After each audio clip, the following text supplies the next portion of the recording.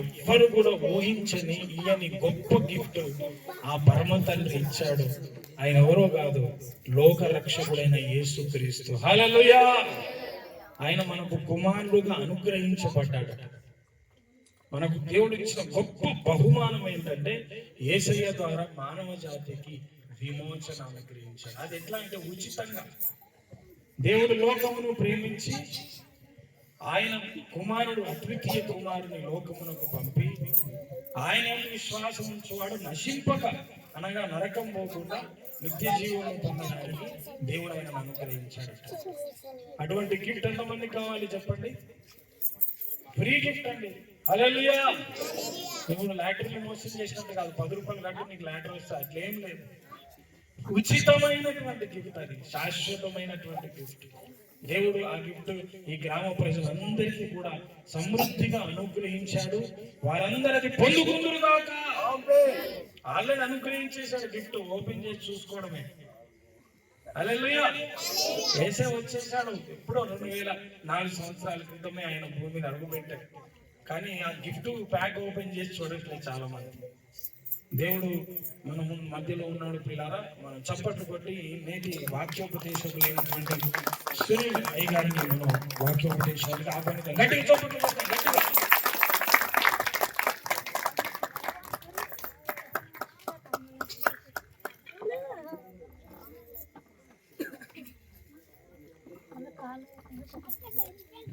హల్లెలూయా! దేవుని పరిశుద్ధ నామానికి మహిమ కలుగును గాక. చాలా అవసరమైంది ఒక 10 నిమిషాలు దేవుని వాక్యాన్ని పంచుకొని మరి క్రీస్తు జన్మించినటువంటి వేడుకొని మనం ముగించుకుందాం. మత్తయి సువార్త, నేనే మాత్రం కూడా ఆలస్యం చేయకుండా వెళ్తాను. మత్తయి సువార్త 2వ అధ్యాయం 2వ వచనం. యూదుల రాజుగా పుట్టిన వాడెక్కడ ఉన్నాడు? తూర్పు దిక్కున మేము ఆయన నక్షత్రము చూసి ఆయన పూజింపవచ్చుమని చెప్పారు. చదవబడిన లేఖన పరిశుద్ధ భాగమును దేవుడు మన వెనుకలో ఫలింపచేయను గాక. ఆమేన్, ఆమేన్. ప్రభునందు నా అత్యంత ప్రియులారా, ఈ చిక్కటి చలిలో కూడా మీరందరూ వచ్చి కూర్చున్నందుకు మీకు ప్రత్యేకమైనటువంటి వందనాలు. బైబిల్లో దేవుడు మరణకరమైన పాపము గలదు, మరణకరము కాని పాపం కలదని చెప్పిండు. మరి చలి కూడా అటువంటిది. మరణకరమైన చలి కలదు, మరణకరము కాని చలి కలదు. ఈ చలికి మరి కొంతమంది ముసలు చచ్చిపోయే అవకాశం ఉంది. అట్లా చలి ఉన్నది. కాబట్టి దేవుని కృప, మీరందరూ ఇక్కడికి రావడము, ఇంత మంది దేవుని ఒక వాక్యాన్ని ప్రేమించి ఈ గ్రామంలో ఉన్న వారిని బట్టి దేవుని స్తుతిస్తూ ఉంటారు. దేవుని బిడ్డలారా, చదవబడిన లేఖన పరిశుద్ధ భాగంలో యేసు ప్రభు జన్మదిన కార్యక్రమంలో ఒక ప్రత్యేకమైనటువంటి పాత్ర, ఒక ప్రత్యేకమైనటువంటి స్థానాన్ని సంతరించుకున్నటువంటి ఒక సిచ్యువేషన్ ఇక్కడ కనబడుతూ ఉన్నది. యేసును మొదటిగా పరిచయం చేసింది ఎవరయ్యారు లోకానికంటే గాబ్రియల్ దూత గారు వచ్చి మొదటి లోకాన్ని చెప్పినారు. గొల్లలకు చెప్పినారు. గొల్లలు వెళ్ళి యేసు ప్రభువును ఆరాధించున్నారు. ఆ తర్వాత మనకు క్రీస్తును ఈ లోకానికి పరిచయం చేసినటువంటి మరొక అద్భుతమైనటువంటి వ్యక్తి, ఒక లక్షణము, ఒక స్థితిగా అనిపిస్తుంది. ఏమిటంటే నక్షత్రము. తూర్పు దిక్కున మేము ఆయన నక్షత్రము చూసి ఇక్కడికి వచ్చేది. యేసు ప్రభు పుట్టినప్పుడు జ్ఞానులు వెళ్ళి యేసు ప్రభువును ఆరాధించినారు. బంగారు సంఘాన్ని గోళం తీసుకొని వెళ్ళి ఎవరు చెప్పారా జ్ఞానులకు? ఏ రీతిగా వచ్చారయ్యా ఇక్కడికి యేసు ప్రభు దగ్గరికి అని అడిగితే వారు ఏమంటారంటే, మాకు ఎవరు చెప్పలేదు. గొల్లల దగ్గరికి వెళ్ళేమో గాబ్రియల్ దూత గారు చెప్పారు, కానీ మా దగ్గరికి ఏ దూత రాలేదు, ఏ వెలుగు రాలేదు, ఏ మనిషి రాలేదు. మా దగ్గరికి ఒక నక్షత్రం వచ్చింది. నక్షత్రం ఏ రీతిగా నడిపిస్తుంది దేవుని దగ్గరికి? ఆకాశంలో ఎన్నో నక్షత్రాలు ఉన్నాయి కదా, ఆ నక్షత్రాలన్నీ మన దగ్గర నడిపిస్తాయండి అని చాలా మంది అడుగుతూ ఉంటారు. దేవుని బిడ్డలారా, యేసు ప్రభు దగ్గర నడిపించే ఒక నక్షత్రం ఉన్నది. హల్లెలూయా! ఏంటంటే ఒకనొక సమయంలో ఒక వాగు మీద అందరు వెళ్తా వెంటనే ఆ బ్రిడ్జ్ మీద నుంచి పిల్లలందరూ నీళ్లు పారుతా ఉంటే చూస్తున్నారంట. చూస్తున్న సమయంలో ఒక బాబు ఆ బ్రిడ్జ్ మీద నుంచి ఆ వాగులో పడిపోయాడు. చాలా మంది ఉన్నారు అక్కడ ఆ బ్రిడ్జి మీద. అందరూ నీళ్ళని చూస్తున్నారు. ఆ బాబు వాళ్ళకి పడిపోయిన తర్వాత వాళ్ళ తల్లిదండ్రులు ఏడుస్తున్నారు, మా కొడుకుని కాపాడండి కాపాడండి అంటే ఎవ్వరు వాళ్ళకి దుమ్ముతలేరు, తీస్తలేరు. అయితే అడ్డు చూసేసరికి ఒక వ్యక్తి దండు మంది దూకేశాడంట. దుక్కి వాడు మంచిగా ఈత పడకుండా పోయి ఆ బాబుని తీసుకొని క్షేమంగా ఒడ్డు మీద తీసుకొని వచ్చినాడు. అక్కడ ఉన్నటువంటి జనం ఒక 100-200 మంది వెళ్ళి అందరూ చప్పట్లు కొడుతున్నారంట. చాలా సంతోషం, చాలా అద్భుతంగా మీరు బాబుని కాపాడారండి అని అడిగినప్పుడు ఆ వ్యక్తి అనుకున్నాడంట, అసలు నన్ను దోషులు ఎవరని అనుకున్నాడు. అసలు నన్ను తోసింది ఎవరు అంటే దీన్ని ఎవరో దొద్దేశం. ఎందుకంటే వీడికి ఈత వస్తుంది, వీడు ఆ వ్యక్తిని కాపాడగలుగుతాడు, కానీ వీడు దుంగలేకపోతున్నాడు. వీడిని తోసేస్తాం అనుకో వీడు కాపాడగలుగుతాడని తెలుసు. అంటే తోసే వాళ్ళు ఉంటే చేసే వాళ్ళు ఉన్నారు పని. హల్లెలూయా. ఈరోజు మీకు నేను యేసుప్రభు దగ్గరికి అట్లా తోయడానికి వచ్చాను. హల్లెలూయా. కొంచెం మనం దొబ్బితే మీరు ధైర్యంగా యేసుప్రభు దగ్గరికి రాగలుగుతారు. హల్లెలూయా. దేవుని బిడ్డలారా, నక్షత్రాల యొక్క పని ఏమిటంటే యేసును పరిచయం చేస్తాయి. ఇవి పరిచయం చేసే నక్షత్రాలు. నక్షత్రం అంటే ఆకాశంలో కనిపించే నక్షత్రాలు కాదు. యేసు ప్రభుని ఎవరు పరిచయం చేస్తారో వారు ఒక నక్షత్రం. యేసు ప్రభును గ్రంథాలు పరిచయం చేస్తే కొన్నిసార్లు గ్రంథాలు కూడా యేసు ప్రభుని పరిచయం చేస్తాయి. ఏంటంటే దిగాని అనేటువంటి గ్రంథంలో యేసు ప్రభుల వారి యొక్క జన్మ గురించి వ్రాయబడి ఉన్నది. అనేటువంటి గ్రంథంలో జురాస్ట్రో అనేటువంటి ఒక నక్షత్రం, ఆయన కూడా నక్షత్రం. ఆయన క్రైస్తవుడు కాదు, ఆయన వేరే వర్గానికి చెందినటువంటి వాడు. ఒక గ్రంథాన్ని జెండా వేసిన గ్రంథాన్ని రాశాడు. జొరాస్ట్రో చాలా అద్భుతమైనటువంటి ఫిలాసఫర్ ఆయన. ఆయన ఏం రాసిందంటే యేసు ప్రభుల వారి భూమి మీద పుట్టినప్పుడు ఆకాశంలో ఒక నక్షత్రం తెలుసుకుని రాసినాడు. ఒక నక్షత్రాన్ని మీరు చూస్తారని చెప్పినటువంటి ఈ వ్యక్తి ఒక నక్షత్రమే. ఎందుకంటే యేసు ప్రభు దగ్గరికి నడిపిస్తున్నాడు ఈ వ్యక్తి. హల్లెలూయా. చాలా మంది ఒక నక్షత్రాలు ఉన్నారు, అన్ని మతాల నక్షత్రాలు ఉన్నారు. యేసు ప్రభు గురించి ఎవరు ఎక్కడ మాట్లాడిన వాళ్ళు ఒక నక్షత్రమే. మన దేశంలో స్వామి వివేకానందుల వారు ఉన్నారు. వారి యొక్క శక్తులు చాలా ఇన్స్పిరేషన్ యువకులకు యవనస్తులకు. హిందువుగా జీవించు, హిందువుగా గర్వించిన ఒక మనిషి శక్తి వారికి దేశమంతా ఎరలైంది. కానీ ఆయన ఇంకో మాట కూడా చెప్పాడు. ఆయన అమెరికా ప్రాంతానికి సర్వమత సమ్మేళనం కొరకు పోయినప్పుడు యేసు ప్రభు గొప్పతనం గురించి ఆయన మాట్లాడుతూ, ఆది యందు వాక్యం ఉండెను, ఆ వాక్యము దేవుడై ఉండెను, ఆ వాక్యము దేవుని యొక్క ఉండెను అని మీరు చెప్తున్నారు కదా, దానిని మేము ఓంకారం అని పిలుస్తున్నాము అన్నాడు ఆయన. పరబ్రహ్మ తత్వమును మన జరిగించుటకే ఓంకారమే క్రీస్తు ఆయను అని స్వామి వివేకానందుల వారు చెప్పండి. ఇప్పుడు మనం ఒక నక్షత్రం అని నమ్మాలి. వివేకానందుల వారికి గొప్ప నక్షత్రం, ఎందుకంటే యేసు క్రీస్తు దగ్గరికి నడిపిస్తున్నాడు. అన్నాడు తూర్పు దేశము జ్ఞానుల్ని ఒక నక్షత్రం నడిపించింది యేసు దగ్గరికి. జొరాస్ట్రో కొంతమందిని యేసు ప్రభు దగ్గర నడిపించినాడు. వివేకానందుల వారు కొంతమందిని యేసు ప్రభు దగ్గర నడిపించినాడు. ఏంటండి యేసు ప్రభు పుట్టిన స్థలం బెత్లెహేము నడిపిస్తూ ఉన్నారు. అసలు ఆయన భూమి మీద పుట్టక ముందు పరలోకంలో పుట్టినాడు, అక్కడ నడిపించాలి. అసలైన నక్షత్రం యొక్క పని ఏంటంటే భూమి మీద మనం ఇజ్రాయెల్ దేశం కాడికి కాదు నడిపించేది. ఇప్పుడు యేసు ఎక్కడ ఉన్నాడు? యోహాను సువార్త 14వ అధ్యాయం 2వ వచనం అంటాడు, నేను నా తండ్రి యొద్ద ఉన్నాను, నా తండ్రి ఇంత అనేక నివాసములు కలవు, మీకు స్థలము సిద్ధపరచడానికి నేను కూడా అక్కడికి వెళ్తున్నాను అన్నాడు. ఆ పరమ బెత్లెహేముకు నడిపించే నక్షత్రాలు కావాలి రోజు భూమి మీద. భూమి మీద బెత్లెహేము ఒక చిన్న గ్రామానికి కొన్ని నక్షత్రాలు నడిపించినాయి. అవి కనబడే నక్షత్రాలు, కొంచెం దగ్గరకు వచ్చి నడిపించినాయి, వాళ్ళకి అర్థమయ్యే రీతిలో నడిపించినాయి జ్ఞానులను. కానీ ఈరోజు యేసుప్రభుల వారు అక్కడ లేడు. యేసుప్రభుల వారు ఎక్కడ ఉన్నాడు? పరమ బెత్లెహేములో ఉన్నాడు, పరలోకంలో ఉన్నాడు. అక్కడికి నడిపించిన నక్షత్రాలు కూడా కావాలి. అక్కడికి నడిపించిన నక్షత్రాలే వేదములు, అక్కడికి నడిపించిన నక్షత్రాలే బైబుల్, అక్కడికి నడిపించిన నక్షత్రాలే రకరకాల మత గ్రంథాలు. ఎవరికి అర్థమైతలేదు ఇది. ఏంటండి వేదములలో శుక్లయజుర్వేదంలో మాట అంటారు, గొర్రెగారు మొదట పుట్టిన వారు వీరేనా అన్నాడు. ఎంత అద్భుతమైన మాట బైబిల్లో ఉన్న మాట అండి. హెబ్రీయులకు రాసినటువంటి పత్రిక 1వ అధ్యాయం 5వ వచనం అంటాడు, నీవు నా కుమారుడవు, నేడు నేను నిన్ను కని ఉన్నాను.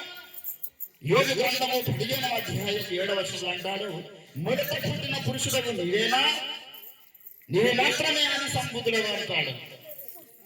ఏంటండి సామెతల గ్రంథంలో బైబిల్ గురించి మాటలు ఇవ్వండి. సామెతలు 8వ అధ్యాయం 24వ వచనం అంటాడు, నేను జలమును పుట్టక మునుపు నేల బట్టి రవ్వైనతయు నిర్మింపబడక మునుపు నేను పుట్టితిని.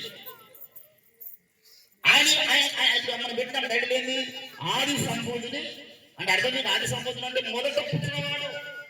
లోకంలో ఏది పుట్టకన్నా ముందు, ఎవరు పుట్టకన్నా ముందు, సృష్టి ముందు ఆయన పుట్టినాడు మొదటిగా. ఆయననే ఈ సృష్టికి ఆది సంబోధుడైన. అందుకే ఆయన యందు సర్వము సృజింపబడేది. ఆది యందు భూమి ఆకాశములు యేసు సృజింపబడ్డాయి. ఆయన అన్నిటికీ ఆది అయి ఉన్నాడు యేసు ప్రభుల వారు. దేవుడు బిడ్డలారా, ఇప్పుడు అక్కడ నడిపించాలి. భూమిలో పుట్టినటువంటి యేసు ప్రభు దగ్గరికి ఏమో జ్ఞానం నడిపించినారు, గొల్లలు నడిపించినారు. ఇప్పుడు యేసు ప్రభు పరలోకంలో పుట్టినటువంటి యేసు ప్రభు దగ్గరికి ఎవరు నడిపించాలి? ఇప్పుడు కొన్ని ఆత్మ సంబంధమైన నక్షత్రాలు భూమి మీద పనిచేస్తూ ఉన్నాయి.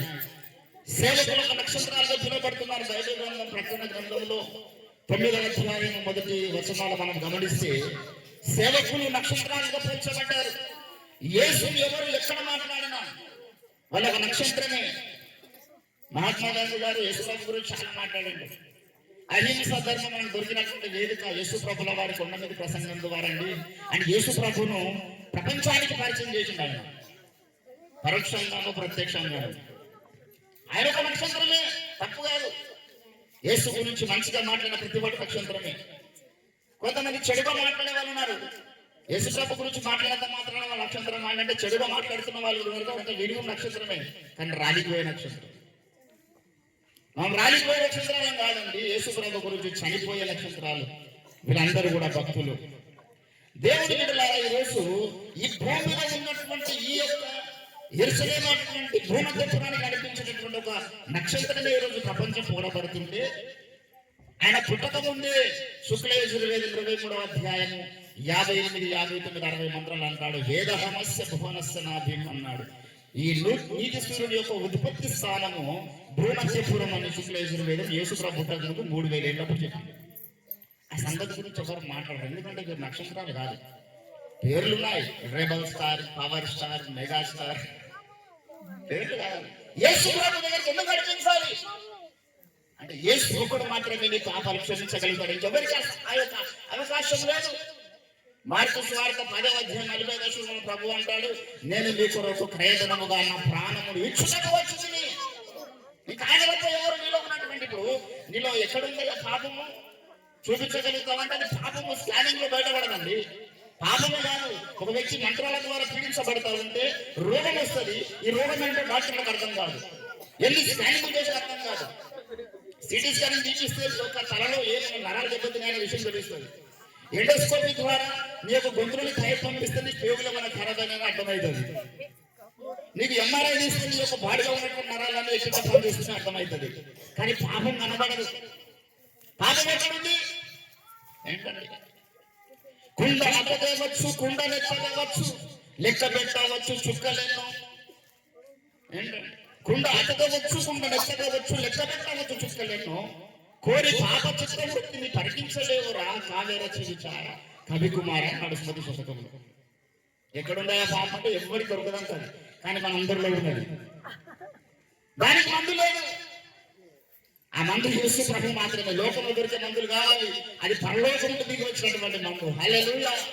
యేసు ప్రభువుల వారంటే ఎవరో కాదు దేవుని బిడ్డలారా. నేను నా కొరకు క్రీస్తు పూర్వమే అన్ని మత గ్రంథాలు మాట్లాడినటువంటి ఈయన ప్రవచన పురుషుడు. ఏంటండి ఆయన ఎవరు? మనల్ని అంటున్నారు యేసు ప్రభువుల వారు విదేశీ దేవుడు అండి. మన దేశంలో మనకు 1,000,000 దేవుళ్ళు ఉన్నారు. ఆ విదేశీ దేవుడు మనకెందుకు? ఆ విదేశీ మతం మనకెందుకు అంటే మరి ఋగ్వేదంలో ఉన్న ప్రవచనాలు ఎవరి గురించయ్యా? భువనస్య నాభిమం చెప్పినటువంటి భూమధ్యపురంలో పుట్టే నీతిశ్వరుడు ఎవరయ్యా? గొర్రెగాడు మొదట పుట్టిన వారు మీరే అనేటటువంటి ఆ ప్రశ్న ఎవరికి వర్తిస్తుందయ్యా? ఓం శ్రీ కన్యస్థాయ నమః అన్నావు కదా, ఎవరికి వర్తిస్తుందయ్యా? ఓం శ్రీ ముఖ్య శ్రీలాయ నమః అన్నావు కదా, ఎవరికి వర్తిస్తుందయ్యా? దానికి ఆన్సర్ ఉండదు. నక్షత్రాలు వీళ్ళు అనేక నరకాలు తీసుకెళ్తున్నటువంటి మనుషులు. యేసు ప్రభుల వారు భారతదేశానికి ఆయన పరాయవాడు కాదు. ఎవరో ఆ తండ్రి యేసు, తానెవరో పరాయి కాడు.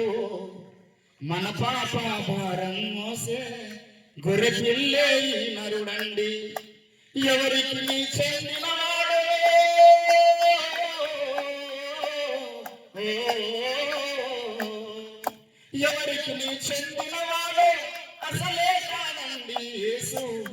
అందరినీ చల్లగా చూసే అందాల దేవుడండి.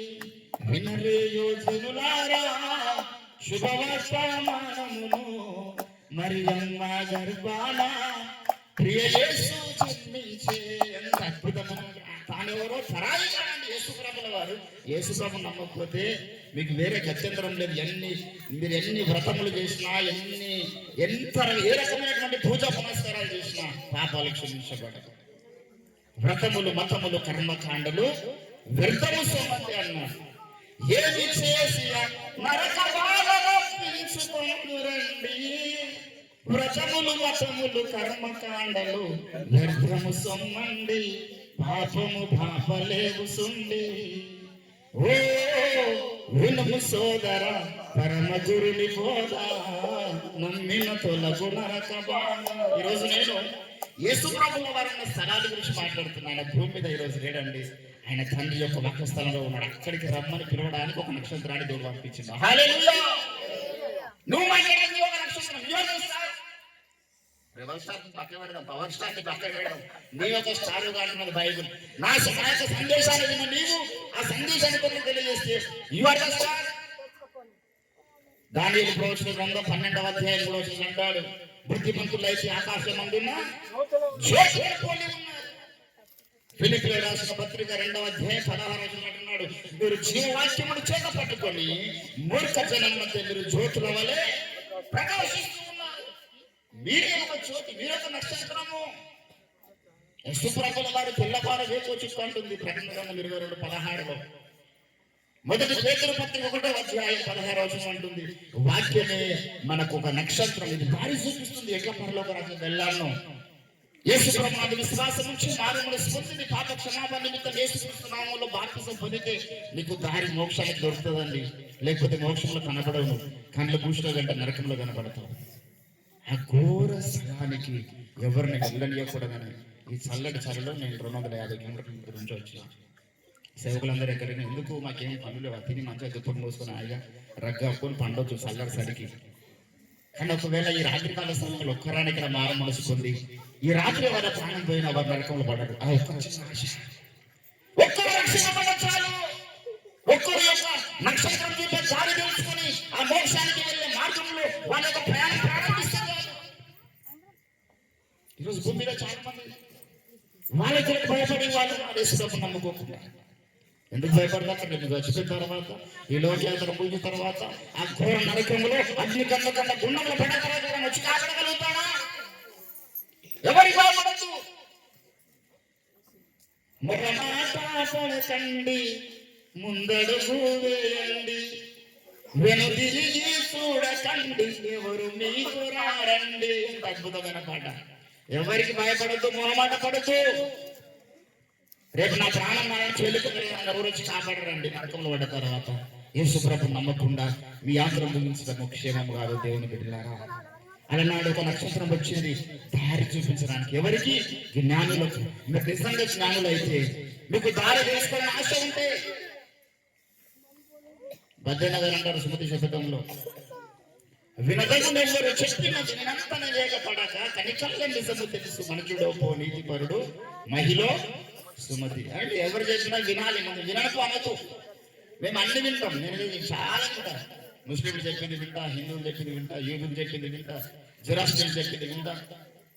ఎవరు దేవుని గురించి ఎక్కడ మాట్లాడినా వినాలి. ఫస్ట్ వినకుండా ఎవరు చెప్పినది వినంతనే వేగపడక వెంటనే మళ్ళా విన్నది నమ్మొద్దంట. ఎవడైనా కానీ చెప్పారు చెప్పింది వెంటనే నమ్మొద్దన్నాడు. మళ్ళా అదే మాట బైబిల్లో ఉన్నది. సామెతలు 14వ అధ్యాయం 15వ వచనం అంటాడు, జ్ఞానం లేనివాడు ప్రతి మాట నమ్ముతాడు. నమ్మదు. మీరు విన్నది ఆలోచించండి. రాత్రి పోయింది ఎవరో పిల్లాడు వచ్చిండు, దేవుని గురించి చెప్పిండు యేసుప్రభు గురించి. ఆయన నమ్మకపోతే నరకమంట, ఆయన నమ్మితే మోక్షం అంట. ఆ పరమ బెత్లెహేములో యేసుప్రభు ఉన్నాడంట. అక్కడికి రమ్మని పిలుస్తున్నాడంట ఆయన. హల్లెలూయా. అందరూ పిలుస్తున్నాడు కానీ అందరూ రారు దేవుని బిడ్డలారా. కులానికి భయపడి, మతానికి భయపడి, వర్గాలకు భయపడి ఈ లోకంలో చాలా మంది యేసుప్రభు నమ్మకంలో ఉంటారని బైబిల్ ముందే చెప్పింది. కానీ కొందరు ధైర్యం చేస్తారు, నాకు పర్వాలేదండి, కులం నన్ను వెలివేసిన పర్వాలేదు, నాన్నవారు నన్ను వెలివేసిన పర్వాలేదు, ఆ నిజరక్షకుడైన యేసుక్రీస్తు నాకు కావాలి. యేసు ప్రభుని నమ్ముకుంటాను ధైర్యం చేసి వచ్చిన వాళ్ళే క్రైస్తవులు, వాళ్ళే జ్ఞానులు. జ్ఞానం దేవుడు నిజమైన దేవుని తెలుసుకున్న వాడి జ్ఞానం అండి. ఏదో ఒక దేవుడు నమ్ముతున్న వాడి జ్ఞాని కాదు. నిజరక్షకుడైనటువంటి సకల మత గ్రంథాల సారమైనటువంటి యేసు ప్రభుని ఎరిగి స్పష్టంగా గ్రహించి ఆయన చెంతకొచ్చి బంగారు సామ్రాజ్య గోళం అనిపించినటువంటి అలాంటి జ్ఞానుల్లాగా ఎవరైతే సమస్యకు స్పష్టంగా గ్రహించి వస్తారో వారే జ్ఞానులు. గుడ్డిగా నమ్మమని చెప్పలే బైబిల్ ఇక్కడ కూడా. గుడ్డిగా నమ్మకండి, మీకు అర్థం కాకపోతే నమ్మకండి, అర్థమైందాక వినండి, అన్ని మతాలు చెప్పింది వినండి. కానీ ఏ నక్షత్రము ఆ నిజమైన దేవుని దగ్గర నడిపిస్తుంది? ఏ నక్షత్రము నా యొక్క పాప క్షమాపణ నిమిత్తము రక్తము దగ్గర నడిపిస్తుంది? ఏ గ్రంథం నడిపిస్తుంది? ఏ మనిషి చెప్తున్న బోధ ఏంటి? ఇది మాట్లాడుతున్న మాటలేది? ఈ మాటల్లో నిజం ఎంతుంది? ఈ మాటలు అబద్ధం ఎంతుందో మీరు పరీక్షించాలా? దేవుడు చూడండి. ఇవన్నీ సుడిపోటి చుట్టుముట్టు వాళ్ళు అందరూ మాట్లాడుతున్న మాటలు వీళ్ళు గమని చోలిచ్చింది. దేవుని గురించి తెలుసుకోవడానికి చోలిచ్చిందండి. నీ యొక్క జ్ఞానం ఎందుకు ఇచ్చిండు? ఆ నిజమైన దేవుని గురించి చూడడం మాట్లాడినప్పుడు గ్రహించడానికి నీకు జ్ఞానాన్ని ఇచ్చినాడు. మారి మనసు పొందడానికి హృదయాన్ని ఇచ్చినాడు. నేను మారి మనసు పొందా, నేను వినా, నేను గ్రహించాలంటూ ఎవరికి బలవంతం లేదు. కానీ ఒక నక్షత్రం వచ్చి దారి చూపుతున్నది. ఆ దారిని కొంతమంది జ్ఞానాన్ని పికప్ చేస్తున్నారు ఆనాడు. ఈరోజు కూడా అనేక స్థలాలలో అనేక రీతులుగా సేవకుల ద్వారా దేవుడు మీ యొద్దకు పంపించినాడు. ఒక నక్షత్రాలకు పంపించినాడు సేవకులు. వాళ్ళు నా యొక్క సందేశాన్ని మీకు వినిపిస్తున్నారు. భోజనంలో ఉన్న అన్ని మతాల వారికి, అన్ని కులాల వారికి వినిపిస్తున్నారు. కానీ అందరూ రావడం లేదు. వాళ్ళు చెప్పుకున్నారు పోయింది. మనకు సంబంధం లేదు అనుకుని చాలా మంది ఉండిపోతున్నారు. కానీ కొంతమంది అట్లా ఉండిపోవట్లేదండి. అలనాటి జ్ఞానం లాగా మేము ఈ నక్షత్రం కనుక నడుస్తామంటున్నారు, నడుస్తామంటున్నారు. అట్లా నడక ప్రారంభించిన వాళ్ళే క్రైస్తవులు. వీరు నడక ఇక్కడ అయిపోలేదు, మళ్ళా పరలోకం వచ్చేంత వరకు నడక ఉన్నది. ఆ పరమ పుత్రుడైనటువంటి యేసు క్రీస్తున్నటువంటి స్థలం దగ్గరికి వెళ్ళేంత వరకు యాత్ర ఆగదు. అందుకే వారం చర్చిపోతారు, అందుకే వారం రోజు ప్రార్థన చేస్తారు, భాష ఆశ్రయించుకుంటారు, లోక దర్శనాల వెనకాల పరుగులు తీయలేదు. ఎందుకంటే నా దేవుడు నన్ను చూస్తున్నాడు. ఏంటంటే నువ్వు నీతిగా బతకడం వల్ల పరలోక రాజ్యం రావు. చాలా మంది అనుకుంటారు ఏ తప్పు చేసిన బతికాలిపై అనుకుంటున్నారు. ఏ తప్పు చేసిన బతికేదానికైతే ఆయన నరావతారం ఎత్తి సిలువలో యజ్ఞమై బలి అయి యజ్ఞ ప్రజాపతి రాసి ఆయన సిలువలో కాళ్ళు చేతుల్లో మేకులు కొట్టుకొని ఒళ్ళంతా కొరడ దెబ్బ గాయాలతో ఇప్పటి ముద్దలో తయారైపోవడం అంత అవసరమా? నువ్వు నీతిగా బతుకుతాననుకుంటే నీతి క్రియల ద్వారా పర్లోక రాజ్యం ఇచ్చేట్లయితే దేవుడికి రావాల్సిన అవసరము లేదు. ఆత్మ వెళ్ళిన దేహము అగ్నిహోత్రుడి పాలు ఏదో వేసిన బట్ట ఏటి చాకలి పాలు కొడుకు వెండు అన్నము కాకుల పాలు. తాను గడించిన తననే ఇతరుల పాలు అయిపోతున్నారా బాబు, తాను చేసిన ధర్మమే తన పాలన్నాడు. ధర్మమేనాడు వెనకాల వచ్చేసి నీతి క్రియలు పరలోక రాజ్యం రావాలి. ధర్మకార్యాలు భూమితో మాట్లాడుకొని పలికిస్తాయి. పలానా మనిషి మంచోడని. కానీ పరలోకం తీసుకురావాలి. పరలోకం తెచ్చేది ఏమో తెలుసా? యేసు రక్తము. హల్లెలూయా. యేసు రక్తమని విశ్వాసం ఉంచడం వల్ల నీ ఆత్మ పరలోకం వస్తుంది. యేసు రక్తమని విశ్వాసం ఉంచకపోతే, యేసు రక్తమని జన్మ కర్మ పాపాలు కడగకపోతే నువ్వెంత నీతిగా బ్రతికిన పరలోక రాజ్యం రావడం కల్లా నువ్వు చెప్పుకోవడానికి బాగుంటది, నువ్వు సంతోషపడడానికి బాగుంటది. కానీ నువ్వు తీరా చచ్చిపోయిన తర్వాత నరకంలో కళ్ళు తెరుస్తావు. కాబట్టి దేవుడు ఒక నక్షత్రాన్ని పంపించినాడు. దారి చూపించండి అయ్యా వారికి. ఈరోజు ఎన్నో నక్షత్రాలు భూమి మీద ఉన్నాయి. కానీ దేవుని బిడ్డలారా కొన్ని నక్షత్రాలకు మబ్బులు కమ్మినాయంటాడు యెషయా గ్రంథం 9వ అధ్యాయం 1వ వచనంలో. నేను చెప్పాను ఊహ ఒక నక్షత్రం అని. ఆ నక్షత్రానికి కొన్ని మబ్బులు కప్పినాయి. ఆయన యేసుప్రభు గురించి మాట్లాడిన మాటలు చెప్పారు లోకానికి. జురాస్టర్ గారు యేసుప్రభు గురించి మాట్లాడిన మాటలు చెప్పారు. మ్యాక్స్ ముల్లర్ గారు ఒక మాట అన్నాడు. జర్మనీ తత్వవేత్త, ఆయన ఒక మంచి ఫిలాసఫర్. ఆయన ఏమాట తెలుసు? చచ్చిపోయేటప్పుడు ఏమాట తెలుసా? What becomes man soul after die. ఆయన చచ్చిపోయిన తర్వాత మనిషి ఆత్మ ఎక్కడ వెళ్తున్నది? ఎంత పెద్ద ఫిలాసఫర్ అంటే ఆయన గురించి మాట్లాడుకున్నటువంటి తత్వవేత్తలు ఉండరు. ఆయన ఒక ప్రశ్న ఏంటంటే, నువ్వు చచ్చిపోయే కాలం దగ్గర పడ్డది కదా, నాకు నెట్టి వెళ్తున్నది. ఈరోజు అందరికీ ఆ ప్రశ్న కావాలి. దేవుని బిడ్డలారా, ఈ లోక యాత్ర ముగించిన తర్వాత మీకు గమ్యమేమి? ఎక్కడికి వెళ్తారంటే చనిపోయిన తర్వాత మోక్షానికి వెళ్ళే లైన్లో ఉన్నారా? నక్షత్రం మిమ్మల్ని నడిపిస్తుందా ఆ యొక్క మోక్షానికి? నడిపించకపోతే మారు మనసు పొందండి. ఆ యేసు ప్రభు నిజ రక్షకుడు, నిజ నక్షత్రం. ఆయన తెల్లవారు వేసుకోవచ్చు. ఆయన వెలుగులో నడుస్తాం. యేసుప్రభు అంటాడు యోహాను సువార్త 12వ అధ్యాయం 8వ అధ్యాయం 12వ వచనంలో అంటాడు, నేను లోకమునకు వెలుగును. హల్లెలూయా. ఆయన వెలుగులో మనం నడుస్తాం. మన గమ్యము పరలోక రాజ్యము. ఒక నూతన తీర్మానం ఈ రాత్రికాల సమయంలో తీసుకోండి. యేసు ప్రభు పుట్టినప్పుడు నక్షత్రం యొక్క పాత్ర ఎంత అవసరం అంటే లోకాంతం వరకు నక్షత్రాల పాత్రనే ఉంటుంది. లోకాంతం వరకు గాలి వెళ్తుందా రాదు, మిగతా వెళ్తుందా రాదు, దారి చూపించడానికి నక్షత్రం ఉంటుంది. అందుకే నక్షత్రాన్ని దేవుడు మాట్లాడుతున్నాడు. నక్షత్రం ఉందయ్యా నా యొక్క జన్మదినం గురించి తెలియజేశాడు. అనేక కొన్ని కోట్ల నక్షత్రాలు భూమి మీద ఉంటాయి. యేసు ప్రభు వచ్చేంత వరకు సేవకుల రూపంలో, గ్రంథాల రూపంలో, సాక్షాల రూపంలో, నీ సాటి సహోదరుల రూపంలో నక్షత్రాలు భూమి మీద ఉంటాయి. నక్షత్రం లెక్క పెట్టగలుగుతారు ఎవరైనా? ఎవరు లెక్క పెట్టలేరు. యేసుక్రీస్తు గురించి అంతమంది మాట్లాడుతున్నారు. కానీ కొందరికి గ్రహించడానికి ఇష్టం లేదు. కళ్ళకు గురుడితనం ఆవరించి ఉన్నది. కొన్ని చీకటి మేఘాలు ఆవరించి ఉన్నాయి. ఈ లోకంలో కులమైనటువంటి ఒక మేఘం ఆవరించింది, వర్గమైన ఒక మేఘం ఆవరించింది. ఈ లోక విశ్వమైన కొన్ని మేఘాలు ఆవరించింది. నక్షత్రాలు కనబడకుండా చేస్తున్నాయి. దేవుని బిడ్డలారా, ఒక నూతన తీర్మానం తీసుకుందాం. అబ్బా, నిజరక్షకుడు అయిన నిన్ను వెంబడించడానికి ఈరోజు మాయతకు మీరు పంపినటువంటి నీ వాక్యం అనే ఆ నక్షత్రం నీవే నక్షత్రమైన వచ్చిన వాక్ రూపంలో నీ వెలుగులు నడుస్తామయ్యా. మాకు అట్టి జ్ఞానం దయచేయండి ప్రభు అంటే మనం ప్రార్థన చేద్దాం. రండి, దేవుడి కొద్ది మాటలు దీవించును గాక. చిన్న ప్రార్థన చేసుకుందాం. సమయం చాలా అయిపోయింది. అందరం కళ్ళు మూసుకున్నట్లయితే చిన్న ప్రార్థన చేసుకుందాం. మన మధ్యలో ఉన్నటువంటి పాస్టర్ స్వరాజ్ గారు దయచేసి వేరే మీదకి రావాలి. అయ్యగారు ప్రార్థన, అయ్యగారు విత్తపడ్డ వాక్యం గురించి చిన్న ప్రార్థన చేస్తాం. తర్వాత కేక్ కటింగ్ ప్రోగ్రామ్ మనం చూద్దాం.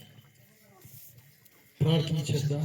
నిజముగా నీతివంతులు